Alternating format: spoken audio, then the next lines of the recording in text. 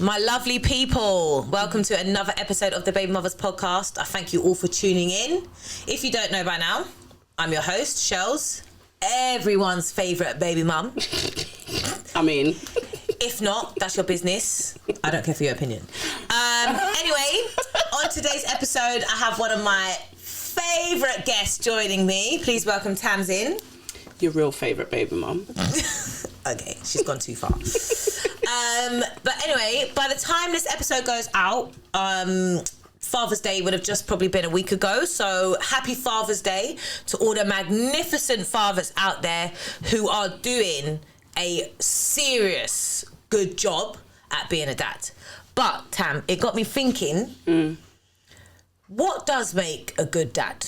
Because I'm just thinking, are we maybe sometimes celebrating dads who are not necessarily doing everything that they need to do? So let's just get into a bit about what does make a good dad. What do you think?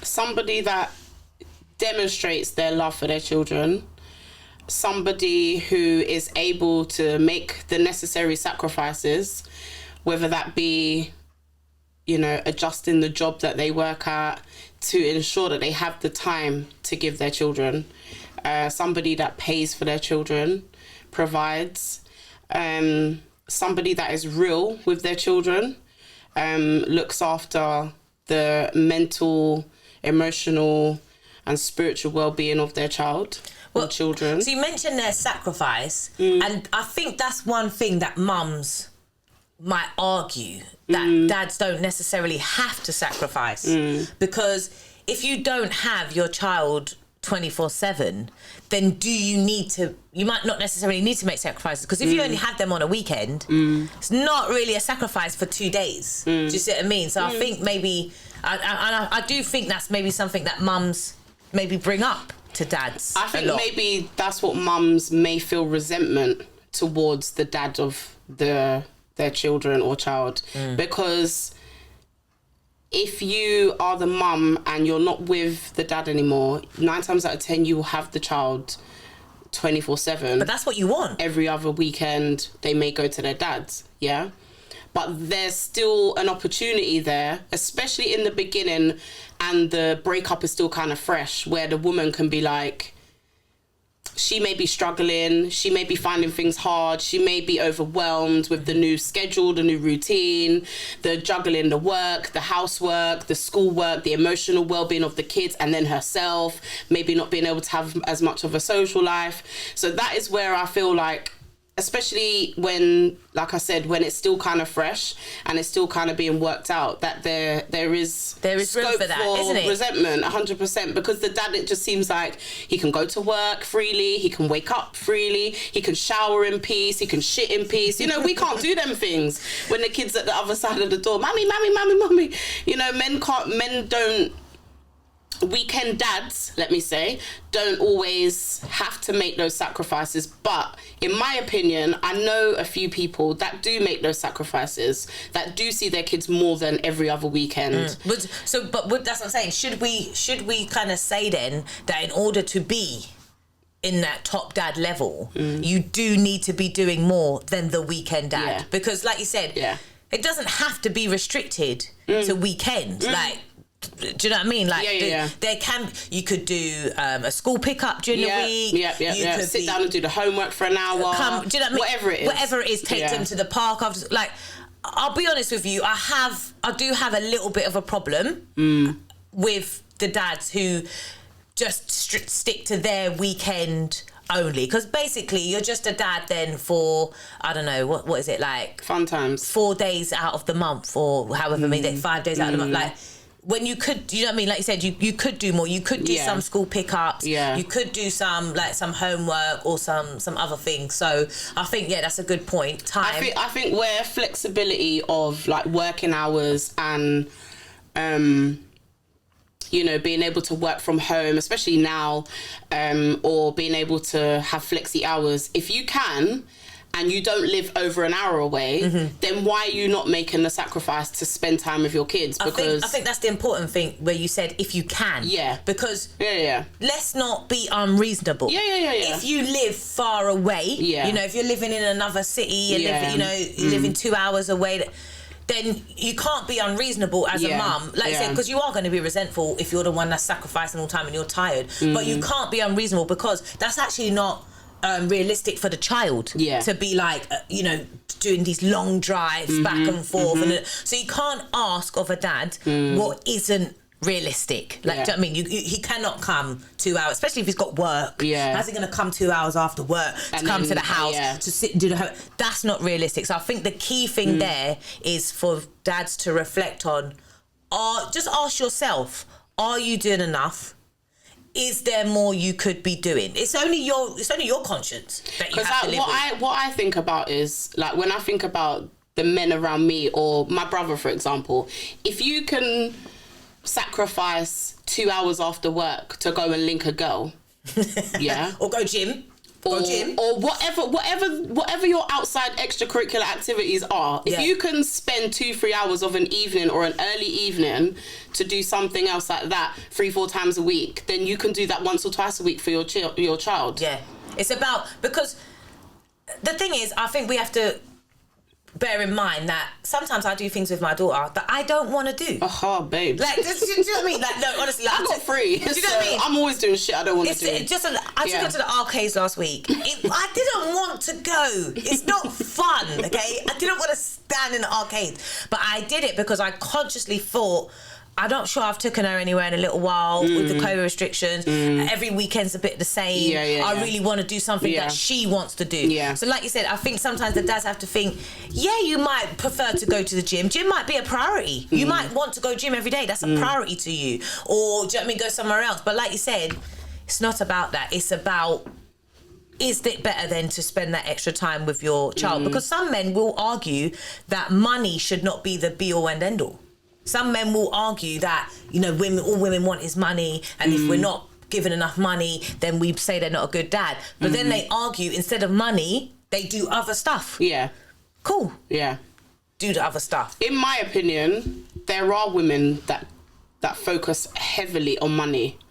And where I understand that it is very difficult to raise children sufficiently with a good standard of living on a low income, having to pay every other bill and, you know, everything else, I also think that there is so much value that a man as a father can give to their child that doesn't even resemble money whatsoever. Money is not needed. If we had to pick one, like if you had to say the dad can only give one thing and it can only be money or time, what would we say?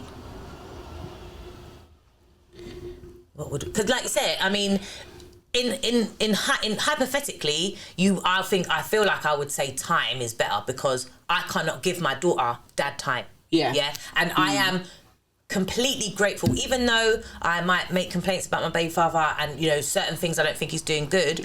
On Father's Day, I took the time to acknowledge that I am grateful that my daughter has her dad in her life. I am grateful that I don't have to have a conversation with my daughter where she's asking me, where's my dad? Who's my dad? Why doesn't he come up? Because there's plenty of people in that situation. So I took the time on Father's Day to say that is the most thing I'm grateful for. He's alive. He's there. He's present. I do not have to have that conversation. I do not have to watch her be heartbroken because I can't unfix that. I can't make him magically appear if he's not there. So that to me was the most important thing, because money, I could maybe make up for that. I could maybe get her the things that he wasn't getting. She would have no idea who those things came for. So maybe time, like you said, and presence and that male figure, that role model, I'll that tell extra you now love. for free, my son is 14 years old. I can't teach that boy how to be a man. There you go. I couldn't. And I like really struggle with the females that take their child away from their dad because of their own issues with the man, when your child needs that man. And I've been around so many people, so many children. Obviously, we've both worked in schools. We both have been on both sides of the coin, let's say, and seen the negative impact that absence of a father has in a child. Like, I didn't have my dad growing up. So I know now at big 35 years old, I still cry sometimes about that. But and that's as a female, not having a dad. So like I said, that's some different issues, isn't it, to a male. But a boy, like I said, like my 14-year-old son now, like when there's stuff going on, thank God I have males around me, and he has contact with his dad, and he has my partner. You know, there's other males in our family that are role models to him that can, you know, pull up things when his dad ain't around or whatever.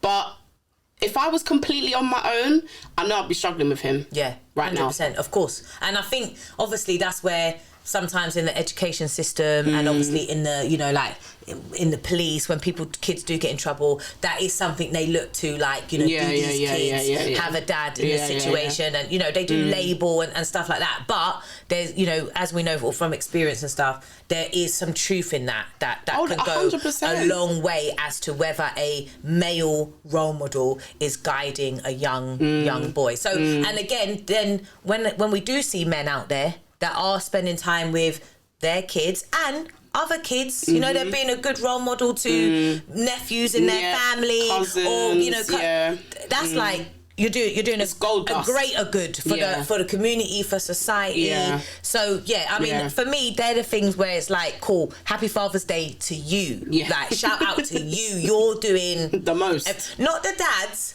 that are screenshotting their baby mum's WhatsApp picture of their kids and putting it on their WhatsApp. They didn't have the child from 2016 on the 27th of February, but we're now in 2021, and you're screenshotting pictures from the baby mum. They put it on there and they're like, happy Father's Day, my kids are my world. And they got a whole poem underneath. Lies. A whole speech of how much they love their kid, of, you know, I can't wait to, like, shut up. Well, shut up. You know what? The thing is, who are we to judge? Only the dads themselves. Only you know. Reflect. Only you can reflect. Only you can answer it for yourself. You know who? You and your child. You can lie to social media. You don't have to. No one has to answer to no one. Yeah, but you do have to answer to yourself and your child. Your child will tell you, where have you been? But you know what? Though, some kids don't always say. Yeah. Some kids don't always say. Like, for example, if my son is disappointed in his dad now, he won't say anything to him. And I'll be like, but you got all the chat for me. Yeah. But you won't say nothing to this man that, no? But I get it, because the bond between him and I is every day. Yes. Is bathroom, is cooking, is cleaning, is where you've got your homework, blah, blah, blah. But your dad is, I'll speak to you every day, I'll see you every now and again, but they don't have that intimate bond. My daughter asks me for everything. And anything. Can I have this? Can I have that? Can I have this? Sometimes I say to her, you need to ask your dad for that. You know what she says? Nah. Just what says no. No. I say, why not? Yeah. She's like, nah. But like you said, at the end of the day, it's the relationship they have with us, and you can't make it. Yeah. You can't pretend it. Yeah. It's just how it is, and it will have its positives and its negatives. But that's for them to deal with. All right. Okay. Well, that's a little bit about Father's Day. Okay. We'll put that to the side. One thing I thought we have to talk about, what's been happening, what I've seen on social media this week, is Nick Cannon. Oh, and his kids in 6 months. How much kids he had in 6 months? Nick Cannon is apparently about to have his 4th kid in 6 months. How is that attractive for a female? It blows my mind. As a single woman, when I meet a man, the first questions I just keep asking is, have you got any kids? How old are they? And when did you break up with your baby mum? Because don't be telling me your kid is 10 and then I'm in some false sense of security, but hold on, you just broke up with your baby mum 6 months ago. What I want to, do you know what I mean? I want to know. And if you dare say you got a baby that's 3 months old, boo, you got to go. What do you mean? 3 months old? Go and do you. Like, you're busy. You need to be, and like you said, it's complicated because in order to be a good dad with a 3-month-old, you need to be there. So there's going to be some blurred lines because you probably need to be there for maybe some night feeds or something. If that's being a good pet. Yeah. So I don't understand how Nick Cannon was able to impregnate 4 random women within 6 months because you did you not ask? Is he because I'm sure I read something about him about he believes in those relationships where you have multiple wives. Oh, I can't remember what they're called. Polygamy? Yeah, where you have multiple partners. I'm sure he has that open relationship shit going on. Okay. So he's persuaded. Well, I mean, has he persuaded them all that that's good? Then did they know about the other baby mum? Because in the celebrity world, some things also are kept secret. So did they know that they were there was other women out there who, especially like I said, if it's 4 babies in 6 months, I mean that's like. That's a lot. That's man. Like there's a woman pregnant who's like 6 months pregnant. No, but that means 4. Then there's a baby women born. are all pregnant at once. That's what I'm saying. So you might not necessarily know that because unless she went and told everyone she's pregnant, you might not have known on the scene that this woman was in a. So all right, let's say every one of those 4 women kept it private outside of their intimate, maybe 3-4 people. Yeah. For the first 12 weeks because that's the safety 3-month period. Exactly. Yeah. That was enough time for another woman to get pregnant. That's Of course, because that's what I'm saying. The 6 months. But he knew. And then when these women are heavily pregnant, he's now shagging somebody else to impregnate someone else. Well, I mean, we could argue that maybe he was having casual relationships with these people. Maybe he didn't want to get them pregnant. It's not really within his control if they keep the baby or not. They could have told him I'm pregnant. He could have said, okay, but I don't want you to have it. And then she makes a decision to keep it. Yeah. He's not forced to be in a relationship with her. He's not forced to be with her. But ultimately, it is a woman's decision. It is, but I would argue that he should have a sense of responsibility to not. I'll be honest, to not impregnate someone. Let's for argument's sake say he planned all of this shit. Because look, maybe he wants to have lots of kids. This is the same man that fucked and got Mariah Carey pregnant. It's true. He definitely wanted them babies. He wanted them babies. and she actually called them babies. Did she? Yeah, them babies. Maybe he did because he's bossy like that. So maybe he's like, look, I'm gonna plant my seed. We're gonna fill up the black population of the world. And he's got the money to do it. He's got the money to do it. He might only work, let's say, 4 or 5 months of a year solid, yeah? And then for the rest of the year, he's cool. He's got a big house. He's got time. Big enough to have all the kids in. He's got staff. But that's what I'm saying. He's got help. He's got the money. So that's not an issue. So, yeah, but if it's a regular brother from Wembley... Right, yeah. This is what I wanted to think of, because let's not pretend that this situation is restricted to celebrities. No, because it's not. It's not.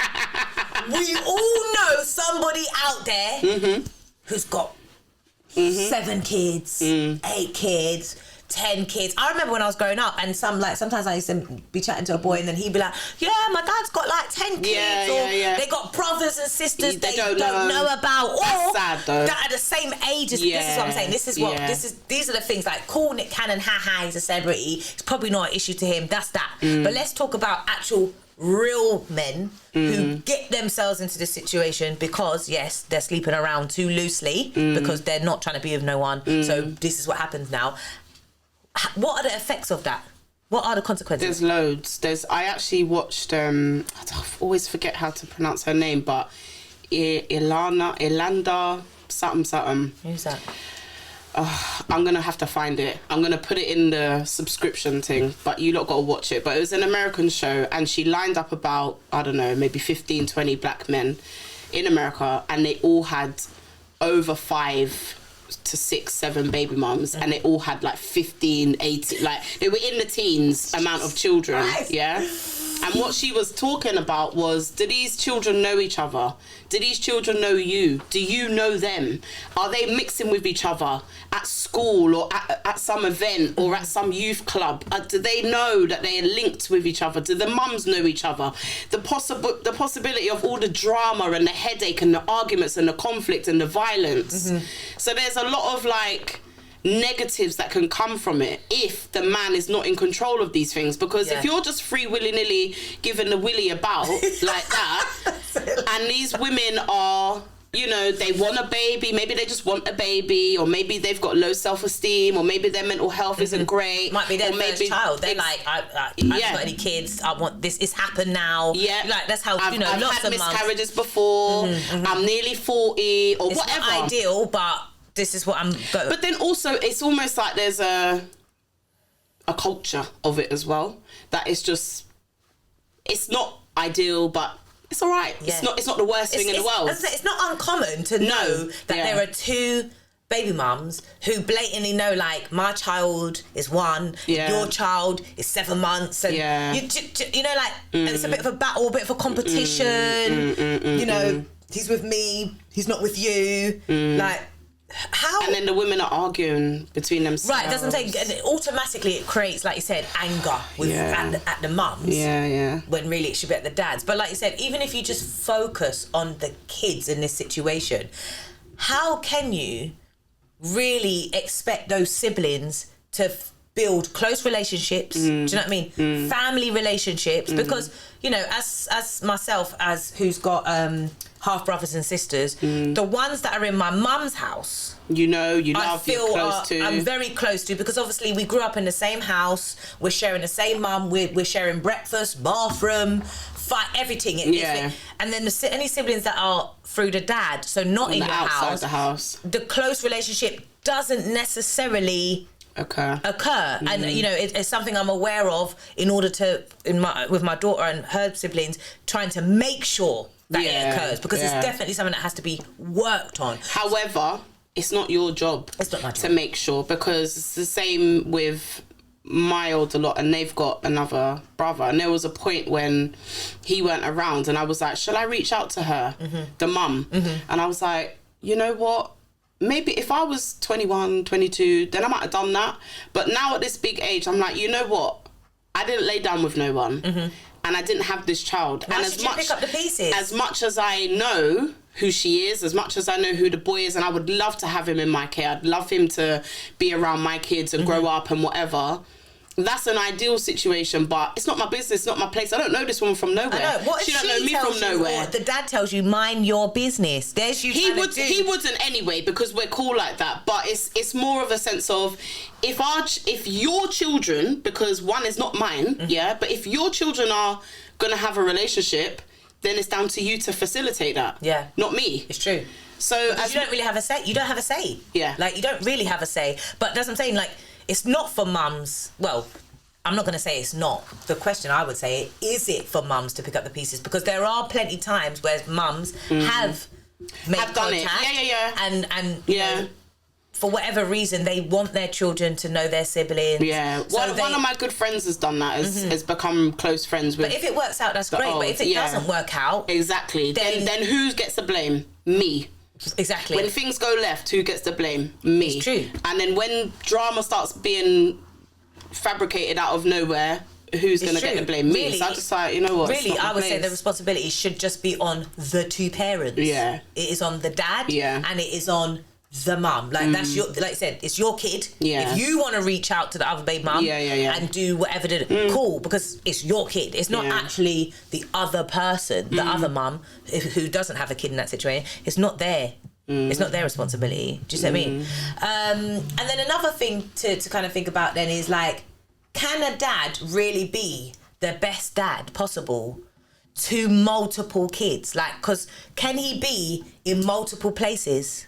At one time. At one time. Like, can you? Like, we're saying now about dads having their kids every other weekend.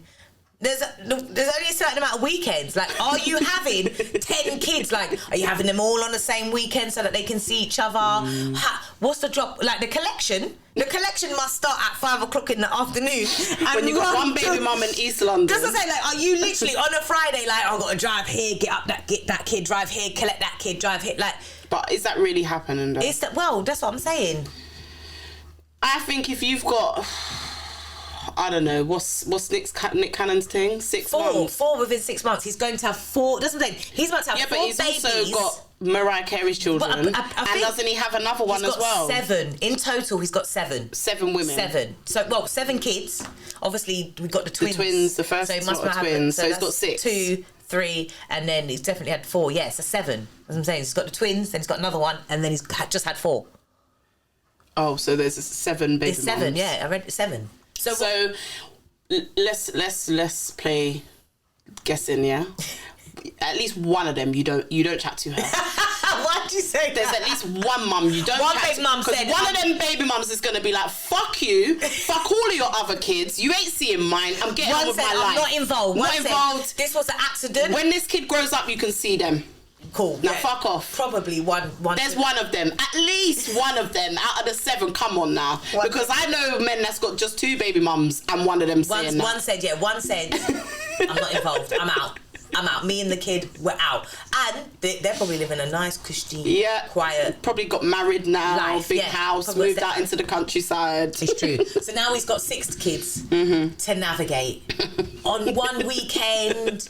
Like all the I don't know. It's mad, isn't it? I'm just. Don't get me wrong. There are some people who like married couples. I've seen those documentaries where the married couple has 15 kids, but that's 15 kids in the same house, in the one house. And even then, when I watch those programs, even then I'm like, are you crazy? 15 kids. How do they all get some one-on-one time? Right. That's what I'm saying. Even then, I do quickly get in my mind. How do you give enough time to 15 kids? How do you... I always see, like, when I watch a documentary, the older kids helping look after the younger kids, and I'm like, is that really fair, though, that these older kids have got to take on these roles? Like, you know what everyone's like when you say, like, I've been looking after my younger siblings for however long, the hand-me-downs, like, you can't buy all the kids, do you know what I mean? Like you said, in the documentary, it said, like, I always wear my older sister's clothes, I always get my older brother's clothes, and it's just like, is that... I mean, that's the only life they know. Yeah. So that's what they're used to. They're used to breakfast with 10 people. You got to wait. You got to share. That's all they know. Yeah. But I always have thought to myself, is that the best quality of life? So to do it with kids that are not in the same house and they're just... Surely, like, does that build resentment in the kids? Like... Well, I know people that have got children and... multiple kids, and I know the children because they're my friends' children, for example, or old colleagues' children or whatever, and those children have said, 2 in particular that come to mind, have said, when I see my dad, I don't want to see them kids. I just want to spend time with just my dad. 100%. Like, even just once. Like, okay, if I see my siblings sometimes, or we go to a birthday party or a christening or whatever, because dads are great at doing that, and they're picking up their kids and then dropping them off at mum's, or going to a party because there's other kids there. But sometimes the child just wants to spend time with you. Just because I've got 3 kids in my house of all different ages, and I have to manage spending time individually with them. Sometimes you just have to take... Yeah. And it would be, I'm dropping off one to grandma so that I can spend time with that one, because that one I know is going to be at a party, because then I can get 2-3 hours solid with that one kid and go, right, this is our time now. I used to do the food shopping with my mum. Yeah, just to spend time with her. Just so that it would just be me and my mum. Yeah. We're doing the food shopping. Yeah. She might buy me a little sweet when I'm out because it's only me. Yeah. But like... In order to do that, she had to leave 4 other kids. And literally, sometimes, if they asked to come, she would have to say, no, not you. And like I said, that creates a whole I said no to you now. Sibling rivalry. But like you said, she's doing it probably because she thought she should spend time with me. Yeah. So we have to acknowledge that even if we're saying all the ownership should be on the dad and he should be, you need to see all your kids and you need to bring them all together. And we're talking about you need to make that family bond. Okay, but on the other side... Maybe sometimes you need to not bring them together. Yeah. And you need to give them their separate time. Yeah. But how can you do that if you've got 10? Yeah, how is it possible to do it when you've got so many kids? I'm looking at a man, and a traditional role of a man is to be the provider, right? So if you're working 45 hours a week, 9 to 5, let's say an average job, or even if you're on the road, and you're working 12 till 9 to get the money, to get the amount of money that you need to provide for those children, for you to all have a decent standard of living. Like, that's a lot. Yeah, you can't ask for time as well. It's not possible. There's not enough hours in the day. Precisely. So it's especially not only if they're in different locations. So money becomes a factor. Time becomes a factor, and then how are you giving other guidance and support if you don't have the time and the money or the resources to do so? Yeah, because you don't really know how can you really know what's going on in order to really know what guidance and chats you need to have with your kids. Yeah. Do you know what I mean? Because like you said, Yeah. so and this is what I would say. I'm not sure men who are sleeping around loosely Think about that. really think about that. Don't. I really don't. I'm They not don't. sure that, you know, especially if a man does have, say, a bit of money from whatever job he does. I feel like the first thing he might think is, okay, cool. Like you know, I'll do the right thing. Yeah. I'll provide for this child. Yeah. I'll be there. But like I said, are you really there? Are you really thinking about what life you gave to all these kids? Like, come on. I'm you know, it's the same way, like, mums have to make, you know, when we're all quick to judge a mum and say, don't bring a man in your house, don't bring all types of man around your kid, when a mum might just be trying to live her life, trying to meet who she, but we will be quick to tell her that's reckless. That's the word I'm looking for. Reckless. We would say to her, it's reckless though. Even if she meets a man, sees the man for, you know, 6 months and then decides to bring the man in the house, or what, then you break up with the man, and then even if it takes her 4 months to meet another man, we'd all be saying, you can't bring that man in your house now. You gotta wait now. You gotta wait now because you just made that child meet that man, and now that man. We would be quick to tell her that there should be some firm boundaries that she should be sticking to. So I fully agree. There should also be some firm boundaries for men as well. Like, it's too easy, I think, for them to just think, I'll go around, I'll plant my seed wherever, and I'll take care. I feel like as well, the men that I have met that, or have been around, that have got more than 5, 6, 7 children, they almost are their mindset of the raising of those children is down to the woman. That's just the guys that I've met that have got, you know, several children. When you say down to the woman, as in what's their part then to play? Money. If that. Oh, if that. Yeah. Well, and that's what's sad. Do you think it comes into play when maybe a man didn't choose to have this child? No. Not just that. Because I agree with that. Because Nick Cannon could argue that he didn't want any of these 4 kids. He could argue that, yes, he slept with them women, and yes, he played around with her, but he could argue, I didn't want them to get pregnant, and when they told me they got pregnant, I told them I didn't want the kid, I told them to get rid of it. But it's obviously, like you said, it's ultimately a woman's choice. So if she chooses to have it, now he is being forced into a situation where he's having 4 kids that he didn't want. So then does he have a right to step away? Does he have a right to say it's nothing to do with me? No. Do you think no? That's it's very because it's like because I think some people a whole human has come. This is the thing. But he didn't want it. Rights and what is right is 2 different things. So, all right, you didn't want the child. The child has come. Because if the woman didn't want it, she could have got rid of it. 100%, yeah. He don't want it. Choice. He don't want it. But I get to tell you what choice the men do have is to wear a condom. Or to not sleep with a woman that you don't know or trust. Condoms are not 100%. Well, they're 99.9%. He could argue that he was wearing one. They are not 100%. Listen, I know women that have taken the condom, got the ting, and then... Right, so therefore, if a man did everything he could to avoid this situation, and then the situation happened, is it fair... No, it isn't fair. Or expected to say that he must be there to provide for his kid. Like, he must. Why must he?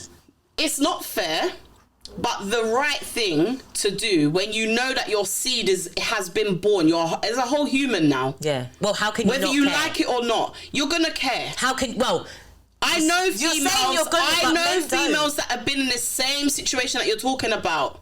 And they're still dragging that man like he's a piece of shit. Because you're saying you're gonna care, but there are plenty men in this world who have nothing to do with their kids. Nothing. For whatever reason. And some of them do start off with the fact that they didn't want to be with this woman and they didn't want this kid and they told the woman to get rid of it and she didn't listen and they told her that they wouldn't be there to support her and she did it anyway. It's a mother thing for us to say, of course you're going to care, because it's a maternal thing. We can't help it. It was in us. But there are plenty. But there are women that do the same shit. I would say, thank you. It's done. It's done. Yeah. But what I'm saying is, should a man though be judged on that? Like, no. Maybe he's okay. Maybe he's is it all right for him to say, I don't want this? No, because you're saying it's not when right. a man says they don't want a child, it's not always about, I don't want to be with the woman, I was only fucking her, or what it might be. My mental health is not very good right now. Yeah. This situation is triggering a trauma in me. Yeah. And I know where I am right now, I'm not going to be a good father. Yeah. I'm not going to be able to communicate with you. I'm not going to be able to make the sacrifices I can. And if I'm in that child's life, I might fuck up that child. I'm going to be. So that's what I'm saying. So are you saying then that the men are entitled to say no? They are, of course, they're entitled to say no. But should we I judge believe I don't judge no one. Okay. I don't like to judge people, because at the end of the day, what I do and what you do, and where I am and where you are, what my perception of things is completely different. So I try my best not to judge people. I can have an opinion on everything in life, but it doesn't mean to say that if a man has been in a situation and he's made it very clear, I do not want this child, I can't raise this child, for whatever reason, for whatever his reasons are. And the thing is, women will go over, above and beyond and not listen to that man. But how many times has traditionally men are told that if they get a woman pregnant, they should do the right thing. That's what they've been told. Yeah. From 50 years ago. Yeah. And do the right thing meant marry that woman. Like, that is what society has said. That ingrained in them. That's what I'm saying. Nowadays, do the right thing means look after the child. Yeah. But once upon a time, it was marry this woman. It was marry this woman. Not only do the right thing by the child, you also need to look after this woman now, and you're not going to be a family. But that is because we were in a heavily patriarchal society where women didn't work. Financially, there had to be a contract, and that contract was the marriage. To be peace. But what I'm saying is, even now, then, I would say that the normal response, if probably from like a mum or a grandma or even a dad, if their son, any boy said they got someone pregnant, I feel like the normal response would be to tell him, you need to do the right thing and look after that child. But I'm trying to argue, is there room to not put that pressure on a man and not put that guilt on a man and say, actually, you have a choice, just like the woman has a choice. She has you too have a choice, and we're not going to judge you on it. And like, doesn't say no one's gonna, because I can imagine. I'll be honest with you. If a male I knew went in that situation and he said, "Yeah, he didn't want nothing to do with it," I probably would be quick to cuss him out. Yes, even though I'm talking here saying he should have a choice, I would probably say, if you're my brethren, and I want to respect you as a human being and as a person and as a man, I'm not going to be able to respect you if you just say you're not going to have nothing to do with the child. men that would have people come down on him heavily in this kind of situation. It would be his first or his second child. His family would be like, it's your first child, it's the first grandchild, it's the da-da-da-da-da-da-da-da. Well, you think if it's by 6 or 7, but if it's 6, 7 kids later, and this is a pattern, this is a pattern of this man's behaviour, then people are going to be like, well, boy. Yeah, because that's what they've already labelled him waste, though. They've labelled him waste. Exactly. If he's not looking after the previous 6, 7 kids that he's already got, and now he's got another random pregnant, then yeah. Yes, but what I'm saying is, a man is generally a good man. He slept with a woman, and they've had a whoopsie, and the woman said to him, "Look, I'm having this kid. Whether you like it or not, I'm having this kid."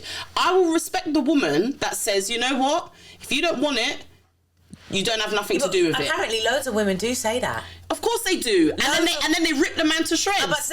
I don't respect women like that. I've heard that loads of women say, "It's my decision. I'm having this baby. The baby's in me. I already feel it moving, even though it's 2 weeks old." And they say, "It's mine. I can't get rid of it. I'm having it. You're entitled to have nothing to do with it." But they're lying. Yeah. They're absolutely lying. And not just that. Because then when they're sitting with their girls, they're sitting, he don't even care. He didn't even call. Exactly. He don't come. He don't check. He don't do. But like you said. But you decided to have that child. Right. And you decided, knowing he didn't want you, knowing he didn't want the child, but you still went and had the child. Yes. So now that he's doing his thing and living his life, let him go. Well, this makes me think then that it has to get to a point where we have to tell men that it's okay for them to make this decision. Like, if they have done everything that they can to stop a pregnancy from occurring. Happening. So basically, because if you're free willy-nilly, raw back, bare back, bending over, enjoying your life while smoking a spliff at the same time, like I ain't got time for that. Okay, so if they were reckless, we're not feeling sorry for them, basically. No. But if but there are plenty of times where people, even some people when they're in a relationship, yeah, don't want that person. So you might have been you might have been in a relationship. It's only been 6 months. Not even time's not even a factor. Maybe you was with that person for 2 years. But like you said, you're still not ready to have a child. Maybe because of finances, mental health, your career's taken off. Sometimes it's not even random link-ups. Yeah. Sometimes it's actually the person who you say you're in love with, but you still don't want to have a child. Like, I mean, that shit must be fucked up. Burns. Like, I'm not sure how any couples get through that kind of situation. That's crazy. That's fucked up. But I do think it's a good point. I think, like I said, I still can't bring myself to think that I could let any of my male friends or male family members get away with making that decision. But I think we've made an argument to say that I'm not sure you can hold men at fault if they do say, I don't want this child and I don't want nothing to do with it. All right, let's think about our parents' generation, and the men have stuck around. There's a high percentage of them men that didn't want them kids. Listen, that's almost a bit of a normal situation. Precisely my point. There's a high percentage of people. My mum and dad are still together. Yeah, great, but your dad didn't want you. Hold on. Even if your parents are together, how many situations actually started off with born out of love? Your parents were in love and they wanted to have a child, so they made you. I mean, that's not even the story I can tell my daughter. I'll be honest. No. It was relatively new. Yeah. We weren't trying to get pregnant. Oops. We're stuck together now. And yes, we both made the decision. Of course we're stuck together. Of course we're having this baby. But like you said, I mean, that's not the beginning of loads of people's situations, like you said. But most men, because of, like I said, the society, of course you've got to do the right thing. For majority of men, it's not even an option to walk away, regardless of who the woman is, regardless if you want to be with her, regardless if you've got a girlfriend and she's a side piece. For many men, it is the whole, I'm going to do the right thing. This is what's happened. Yeah, it's a consequence of my actions. I'm having the child now. Yeah. How well has that gone? How well was that work? I don't know. How well has that worked out? Because basically your parents are probably beefing from day one. I don't know. I'm just saying, like, yes, you're doing the right thing. Well, you did the right thing to stay, but you're not, I don't know, how much are you invested? It's difficult parenting in two separate households when you're not together. Yeah, I don't know. It's a tricky one. I did see some comments under the post on social media where not everyone was quick to judge Nick Cannon. Not everyone was quick to like throw stones. Yeah, but if it was a woman, well, I mean, it wouldn't be physically possible. It's not physically possible. But if it was a woman, if a woman said, I've got 6 baby fathers. Let's not pretend your eyebrow did not raise. Yeah, and you were like, pardon? Why? And like you said, it's just because you have to be realistic. You have to be, surely, like, listen, I've got 1 baby father, and I say I've got 1 more chance in me. Second baby, okay, we can have 2 baby fathers, that can work out. But I just feel like after 2, what? I'm 3, done now. Like you already know what's happened. You already know the experience of dealing with 1 baby father, 2 baby fathers, managing 2 kids in separate households, trying to get 2 financial, trying to do 2. You already know that situation. So to walk into that again is a bit foolish. However, on the other side, maybe you're looking for your happy ending. Like do you know what I mean? Like, you can't just say to all women that have, after they have 2 baby fathers, have no more kids. Don't have no more kids. Don't try and meet no one. Don't try and get your happy ending. You can't say that. Yeah. So they are going to still try. But like I said, if a woman told me she had 5 baby fathers, I would say you're an idiot. I'm sorry, I would say that. But there are loads of women that have 5, 4, 3 baby How's that fathers. working out for them? I don't know. I personally, I don't really know. I don't actually know any women that have that many. I know that they're out there. I don't personally have any friends, so I'm just wondering. I don't know how that's working out for them. I'm not sure. Maybe they get loads of weekends to themselves. maybe every weekend they've got a free weekend because their children all the time because none of them baby fathers are around. There you go. But then, I think on the flip side, some people try and do everything right. Some people will think, I must meet a person, I must be with them for a certain amount of time. Listen, that was me. Do you see what I mean? Still hit the fan. So you just don't know, innit? Like Eden is gonna be 4. He really, in our plans, should be 2. Do you get what I'm saying? Like, he came, whoopsie, a little bit early. Yeah. And it did cause, like, what are we gonna do? Mm-hmm. But thankfully, we loved each other and, like, it's worked out. Yeah. But gosh, that could have been the next thing for me. That could be another baby father on the notch.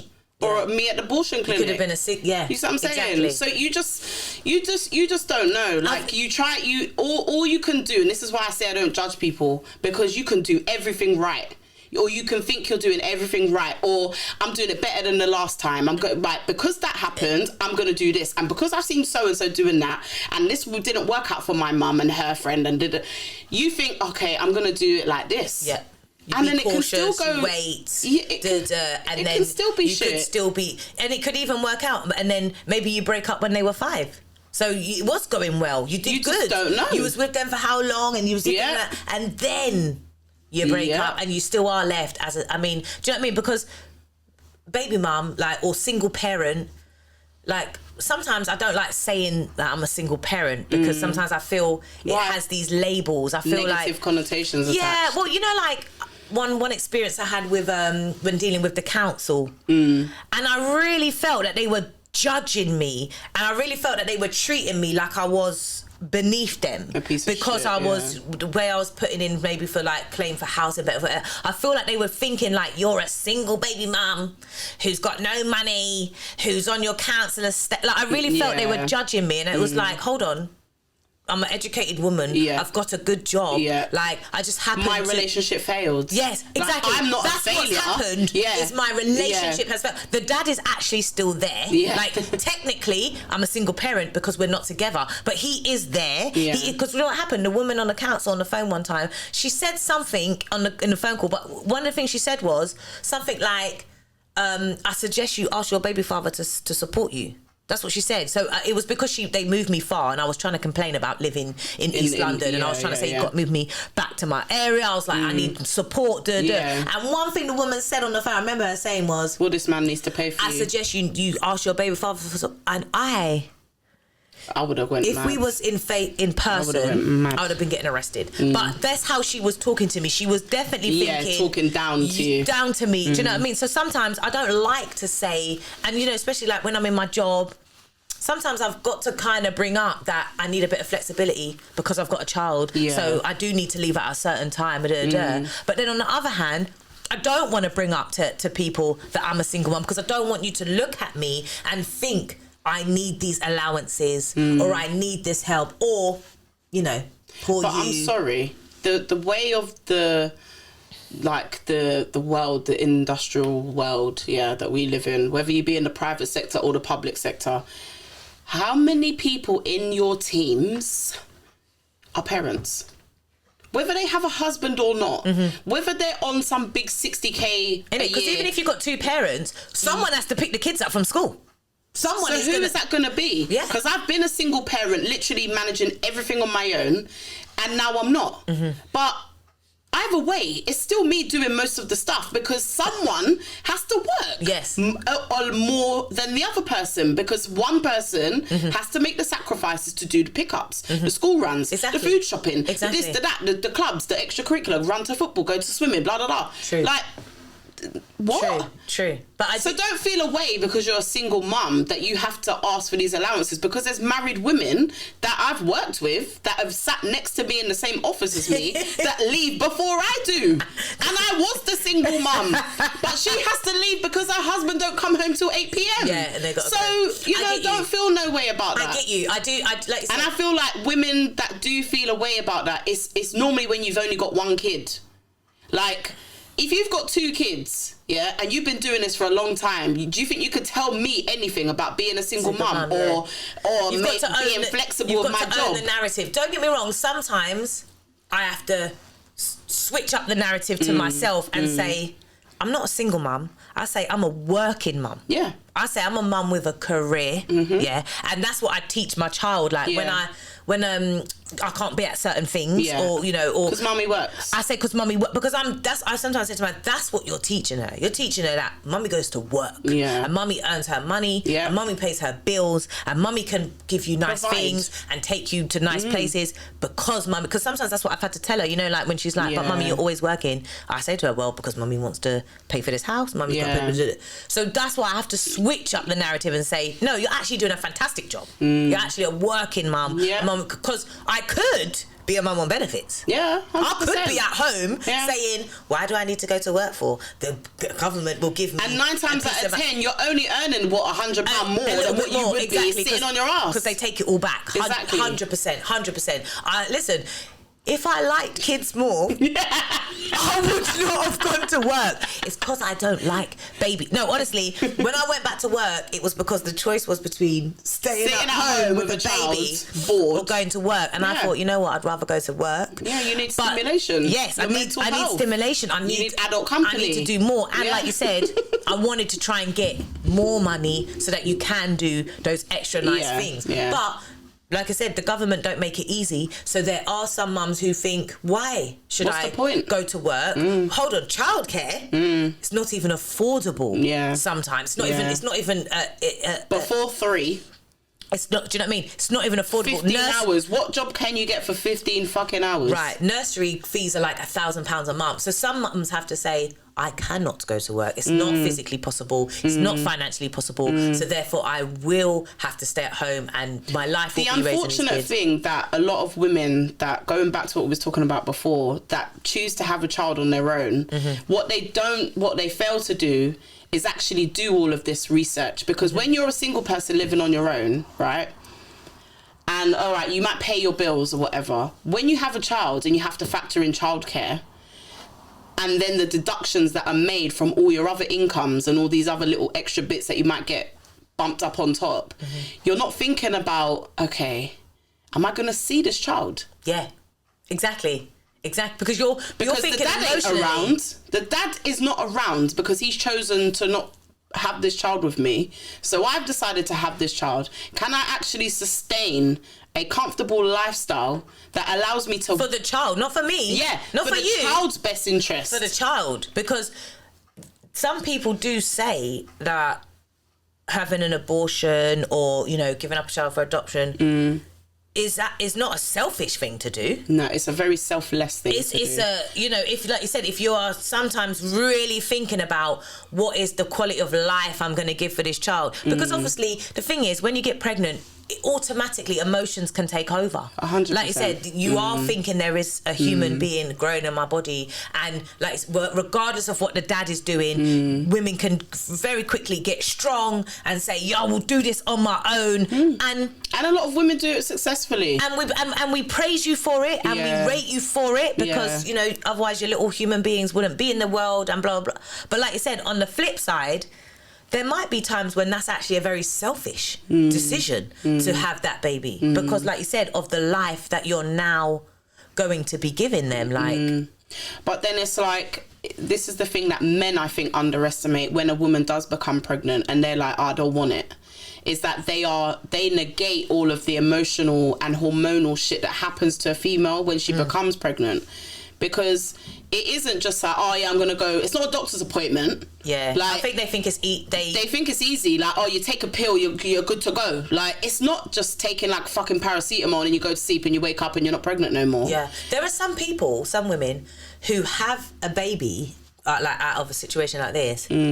Not necessarily because they want to have a baby. It's not because they suddenly got emotional and thought, I really want to have this baby. It's actually because they weighed up, can I actually go through with aborting this baby. Yeah, because morally, I don't want this baby. Yeah, I don't want it neither. Just like the man don't want it. Yeah. The woman don't want it neither. Because that's what men think. Men always think, that the woman has trapped them. Yes, she trapped me. Babes. She loves me. Yeah, she wants me. I'm fucking God's gift. Yes. My dick is plated in gold. Yes, no, it's not. She's just dying to be a mother. So no, she's just dying. This is going to be fantastic for her. And they actually don't think that it's she hard for a don't want it woman. neither. Yeah. The only difference is, but guess what? It's in her body. It's in her body. And can she go through with an abortion? Because that and not means only different that, things for different people. And not only that, not just the moral side of things or the emotional side of things,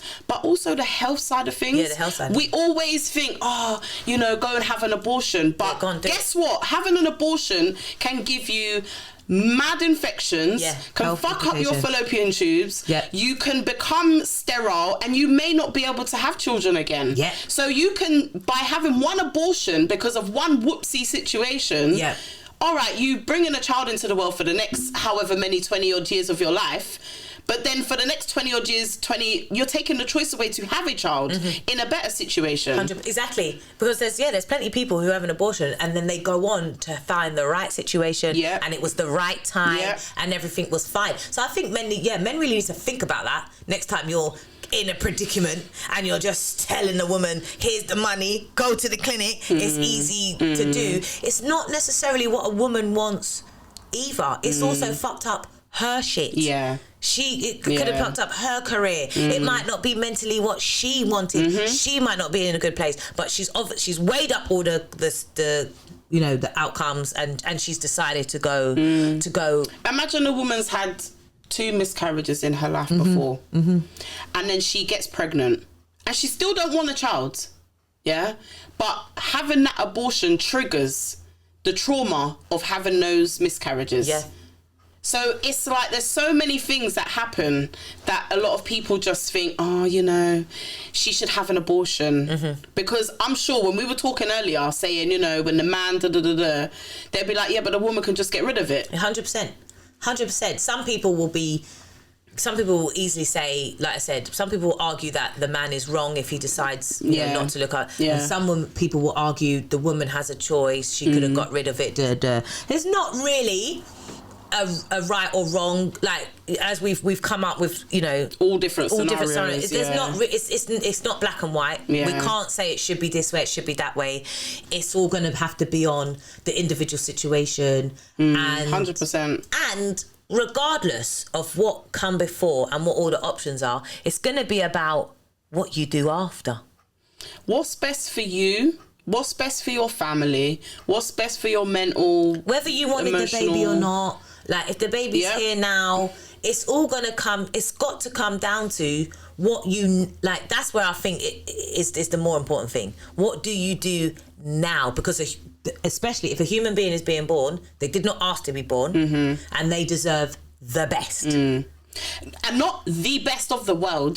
They deserve your best. The best of you, And if you know in your heart of hearts that you cannot give your best, like Brethren, I had Lene and Yanis when I was 18, 19, 20, 21, I was like, I'm not having no more. I've got my boy, I've got my girl. But then I was like, got into a new relationship. I was like, maybe it might be nice to have a child in the future, whatever. And then I was like, rah, he's here. But at the end of the day, did you think you was all prepared? Like, I've done this for years. I totally know how to be a parent now. Like, I've got this. No surprises. I could do it with my eyes closed. And it's not like, has it been like being a parent to Eden has been way different to the mum I was, 10 years prior. And I was way more confident.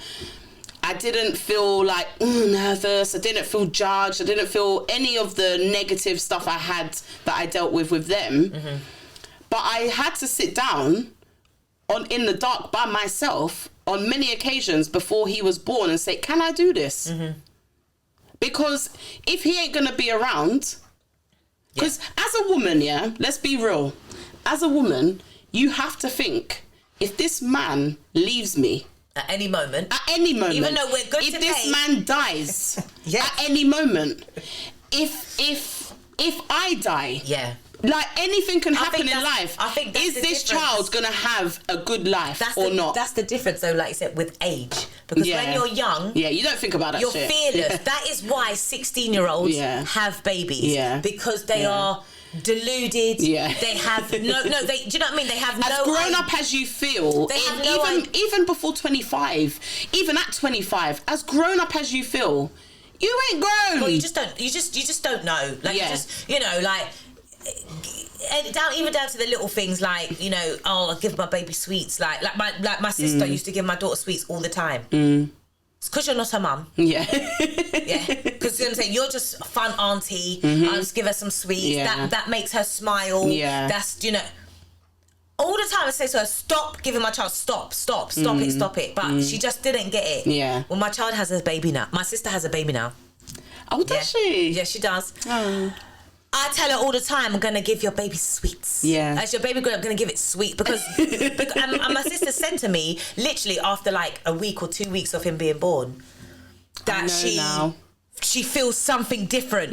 She feels... Do you know what I mean? And I was saying to her, like, she didn't know how to describe it. And I was like... I said to her, welcome to motherhood. Like, because you can't describe it and you don't know it. And even, like, my sister always loved my daughter to the moon. Like, they were such a close bond. It was great.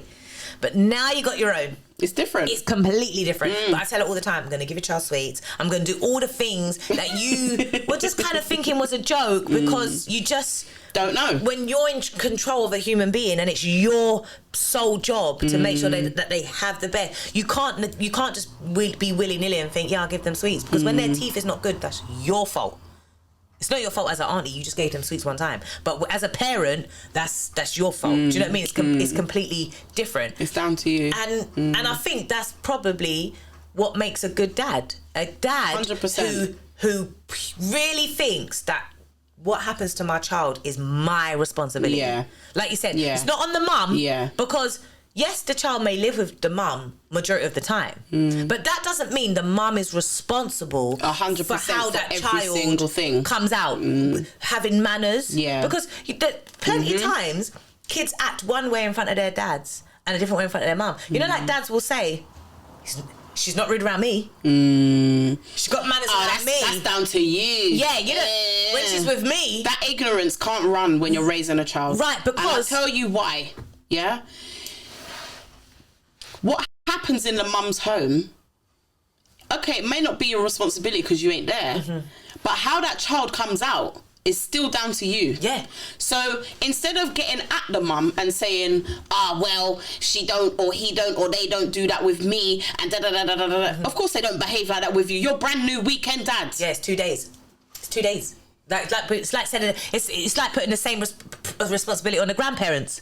When the grandparents babysit them for the weekend, when you don't expect the grandparents to suddenly create and raise these kids. Like, of course, the grandparents have a wonderful time on the weekend. All they did was play with them the whole time. Exactly. And the kids, they're not getting them out the door. Right. They're not doing the boring stuff. They're not doing the mundane routine, repeat shit. But like I said, be responsible for the person you're raising, because you can still have, doesn't matter where they live, 99%, you can still speak to them on the phone every day. You can still instill your values and your morals and your manners, because when that child is going to school or is out in the public and they're not respecting people or they're acting a certain way, are you just going to say, well, it's the mum's fault? Yeah, exactly. She had them most of the time. They're with you at a christening, acting the arse, but because they can't see you because you're over there bunning a spliff with your brethren, and then someone says, whose kids are these? You're like, yeah, mine. Why?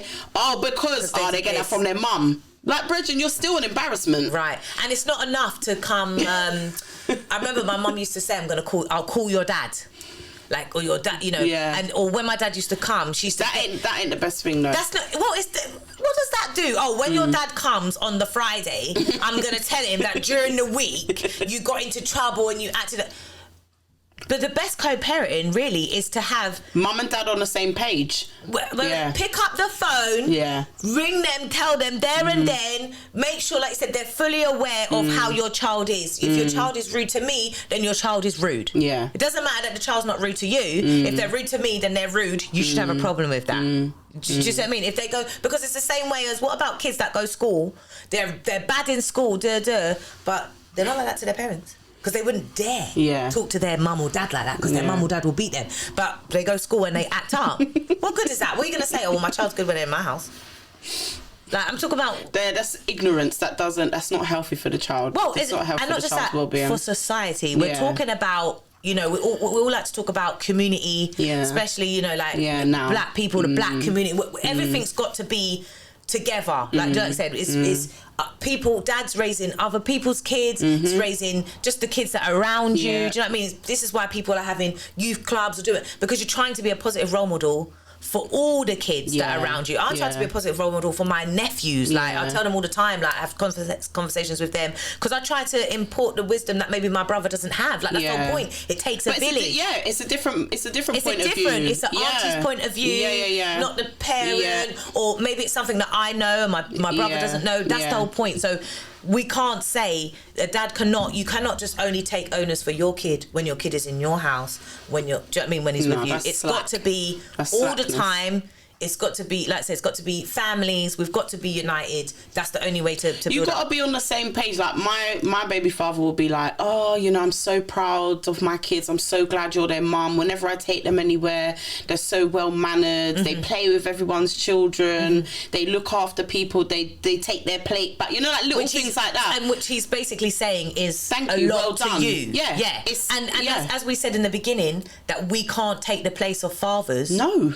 We might do all that bit, and we might do a lot. We might get the man, might do everything, but we then can't. There are, whether it's just one thing that we can't do, there is something that we can't do as the mums. Don't get me wrong. If we're forced, if the dad, like I said, if there's no choice, a woman will do her best. If the dad died, if the dad is not here, if the dad is completely gone, there are plenty of mums that are doing both the roles, and they're doing a bloody good job. But that's because there's no choice.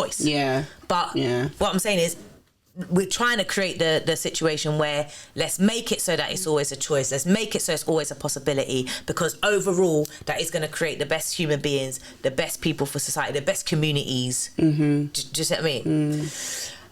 All right. Well, I think we've had a good discussion. Did you like that discussion today? We're going to wrap up now. I don't know if I can go into so many other things as always. I know. And I don't know if we stuck to one topic. We never do. I don't know if we're going to digress. We jumped into loads. I don't know, but that's what happens when you get two mums talking about parenting, because we've got a lot of our own experience to put out there. We you know what I mean? We both have worked in education. We see lots of other children. We see what's out there. We're very involved in the community, so we do have a lot to say. Anyway, hope you enjoyed what we had. We would love to hear your comments, your views. Feel free to put them in the comment section. Let us know what you think. Give us an insight. We're open to all ideas.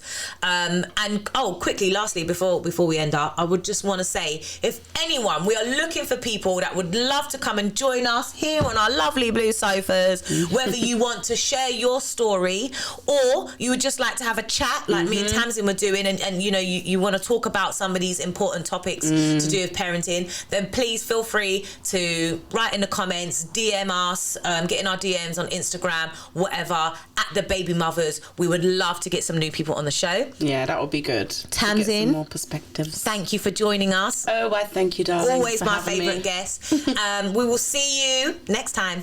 Bye, guys. Thank you.